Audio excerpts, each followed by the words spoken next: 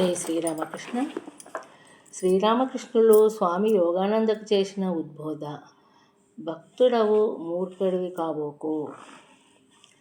శ్రీరామకృష్ణులు ఈ 2 వచనాలు సామరస్యాన్ని గ్రహించలేక అప్పుడప్పుడు ఆయన వద్ద ఎన్నోసార్లు చివాట్లు తిన్నాము.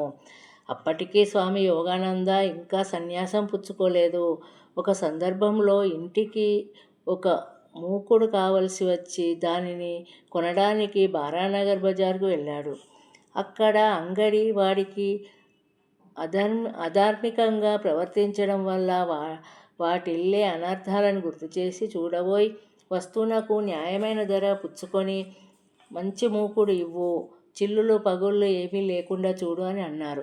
అందుకు అంగడివాడు నిశ్చితంగా ఉండండి, మంచి మూకుడు ఇస్తాను అని చెప్పి తానే ఒక మూకుడు ఎంపిక చేసి ఇచ్చాడు. స్వామి యోగానంద అంగడివాడి మాటలు నమ్మి మూకుడిని పరీక్షించుకోకుండానే తీసుకున్నారు. కానీ దక్షిణేశ్వరానికి వచ్చాక చూస్తే మూకుడులో పగుళ్ళు కనిపించాయి. ఈ విషయం శ్రీరామకృష్ణులకు తెలిసింది. అప్పుడు ఆయన ఇలా అన్నారు, అదేమిటి, పరీక్షించకుండా వస్తువుని ఎలా కొనుక్కొని వచ్చావు? అంగడివాడు వ్యాపారం చేయడానికే కూర్చున్నాడు గాని ధార్మికతను కంకణం కట్టుకొని కూర్చోలేదే. అతడి మాటలు నమ్మి ఎందుకు మోసపోయి వచ్చావు? నువ్వు నిస్సందేహంగా భక్తుడివే, అందుకని మూర్ఖునిలా వ్యవహరించవచ్చా?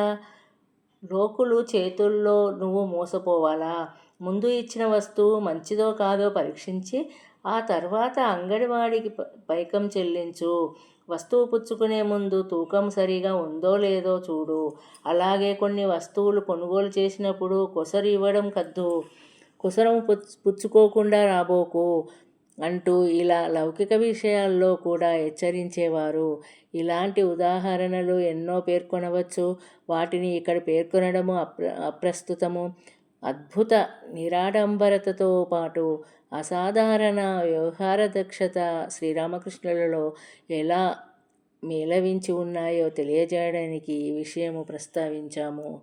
జై శ్రీరామకృష్ణ.